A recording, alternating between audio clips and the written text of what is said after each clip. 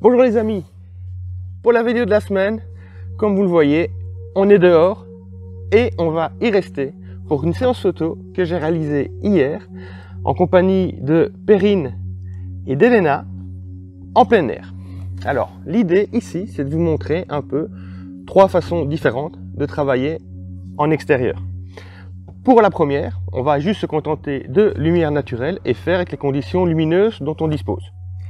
Pour la deuxième, on va utiliser ce qui se situe à l'intérieur. Vous voyez ici, c'est un réflecteur 5 en 1. On va utiliser ce qu'il y a à l'intérieur, si j'arrive à l'ouvrir, voilà, qui est ceci, à savoir un diffuseur. Et pour le dernier set, on va utiliser un flash studio. Donc ce sont des flashs sur batterie avec une softbox.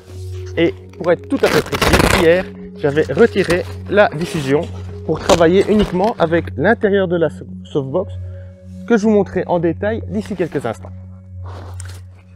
Si ce genre de vidéo vous intéresse, n'hésitez pas à vous abonner à la chaîne. J'essaye d'en publier au moins une par semaine et en plus dans la semaine, normalement si tout va bien, il y a les backstage des séances photos où vous voyez un peu tout l'envers du décor et tout le matériel et les setups. Maintenant, on part directement sur le premier set. Pour le premier set, on a travaillé en lumière uniquement naturelle. C'est-à-dire qu'on était sur une route entourée d'arbres. Et ce qui fait comme une espèce de tunnel, on va dire. Au niveau perspective, c'est super, ça rend super bien, surtout en utilisant un 105 mm comme j'ai utilisé hier à, je crois, pleine ouverture ou pas loin, donc on était à f4 ou f2, quelque chose dans ce goût-là. Ça donne une super compression et ça fait plutôt un joli bouquet avec les arbres derrière, comme vous le verrez dans quelques instants dans la vidéo qui suit. Maintenant, comment placer son sujet? J'ai placé à chaque fois mon modèle à la limite de la zone d'ombre et de la zone de lumière. L'idée étant d'avoir suffisamment de lumière sur elle en essayant de ne pas surexposer le fond, donc en l'occurrence ici la couverture d'arbres. De cette façon, on a une lumière qui est très douce, très diffusée, qui n'a pas énormément de contraste. On peut jouer un peu en post-production pour amener un peu de contraste en fonction de ses goûts personnels. Et ça, bon, ça a un avantage assez évident, c'est que là, vous n'avez besoin de rien, juste votre modèle, un appareil, et de bien pouvoir lire la lumière. Ce qui est important, évidemment, à ce moment-là, c'est de bien choisir votre endroit. Je montrerai maintenant la vidéo des photos qu'on a réalisées sur cette route.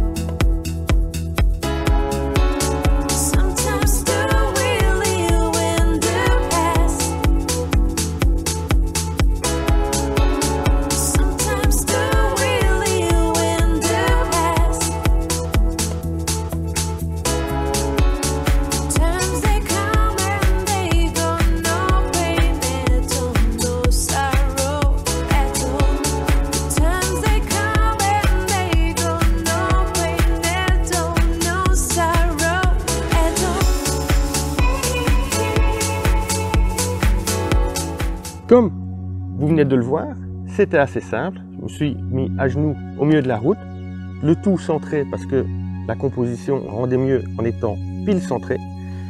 Et au final, ça va assez vite à partir du moment où vous avez trouvé le bon endroit et qu'il y a la bonne lumière. On va passer maintenant au deuxième setup. Cette fois-ci, on était sur une ancienne structure métallique d'une écluse. On était cette fois en plein soleil. Bon, il y avait quelques passages nuageux, mais la majorité du temps, il y avait un fort soleil. Le problème du fort soleil, c'est qu'on a une lumière qui est dure et donc c'est pas très esthétique au niveau du visage. La solution qu'on peut éventuellement faire si on n'a rien d'autre, c'est de tourner son modèle dos au soleil. De ce fait, elle n'aura plus la lumière directe du soleil. Le problème, c'est que pour l'exposer correctement, vous allez avoir votre fond qui va être tellement surexposé que 9 fois sur 10, ça va être cramé. Et sur les photos, je ne sais pas si vous êtes comme moi, et moi, j'aime pas trop les ciels blancs.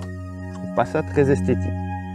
Dès lors, pour contourner ce problème, je me suis servi du soleil comme source principale, donc lumière forte, dure, et je l'ai diffusé grâce, comme je vous le disais, au diffuseur, ici, ceci, qu'il y a dans les réflecteurs, dans mon réflecteur 5 en 1. Alors vous voyez, je ne sais pas si vous voyez bien tout, mais vous voyez en tout cas, vous le verrez sur la vidéo, celui-ci fait à peu près 1m60, quelque chose comme ça, 1m80, 1m60, je ne sais plus exactement.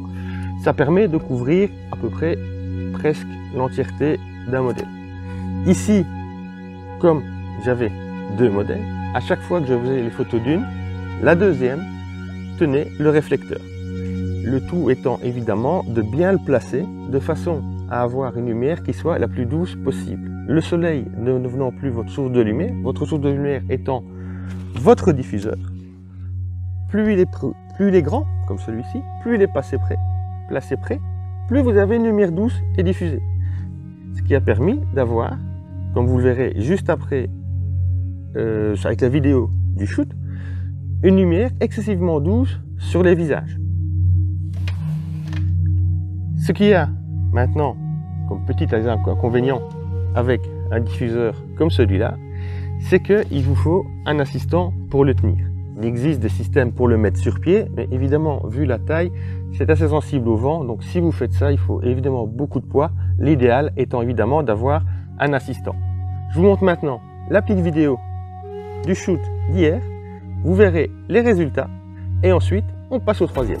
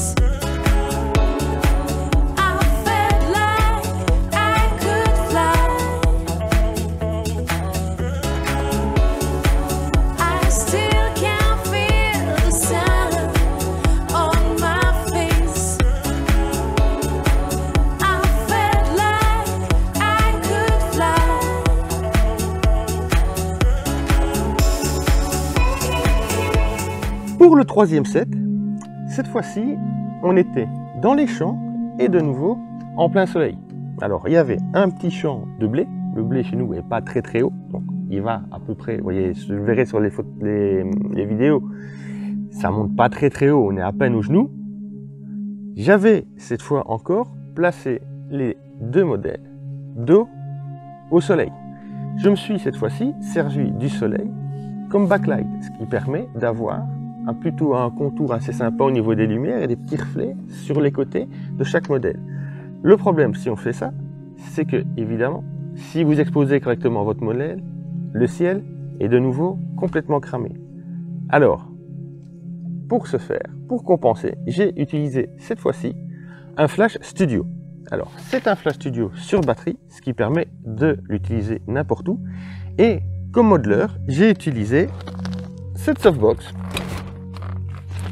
qui est une softbox parapluie pliable, de laquelle j'avais retiré, je vais vous montrer ça tout de suite. Voilà, j'avais retiré les 2 diffusions pour juste regarder le petit disque qui est au milieu. Alors, cette softbox est assez sympa, j'ai fait une vidéo de test dessus, je vous mettrai le lien ici quelque part. Elle est plutôt sympa parce qu'elle est livrée, donc c'est un parapluie, ça se referme, très facile à transporter, à monter, à démonter. Et il y a un petit disque ici. Ce qui permet, en fait, votre flash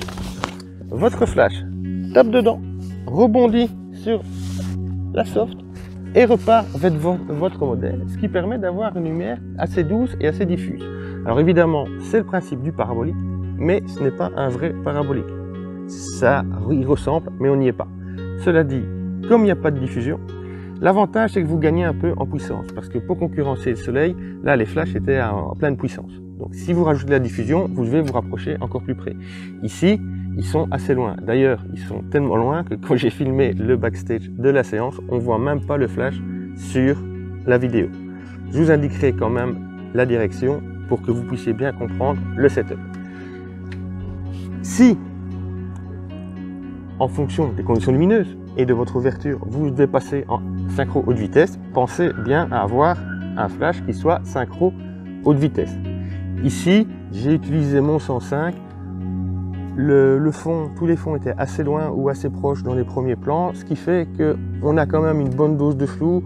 C'était pas la peine d'en rajouter et j'ai pu me contenter de 1/320e qui est la vitesse maximum de synchro flash au niveau de mon Nikon. Je vous montre maintenant donc les deux petites vidéos. Je vous indique évidemment où était placé le flash et vous voyez ensuite les résultats.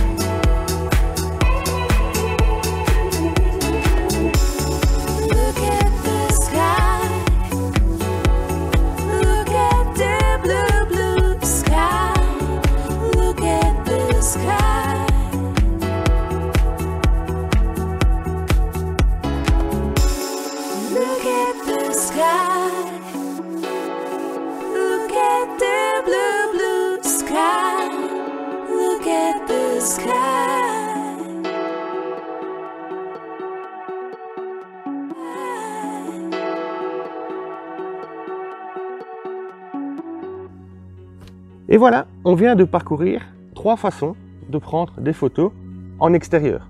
Alors, selon les goûts, certains préféreront en lumière naturelle, certains préféreront avec le flash. Ça, c'est une question très personnelle, mais j'espère surtout que cette petite vidéo vous aura permis d'avoir des idées et de mieux appréhender vos shoots en extérieur. Si ça vous a plu, n'hésitez pas à vous abonner.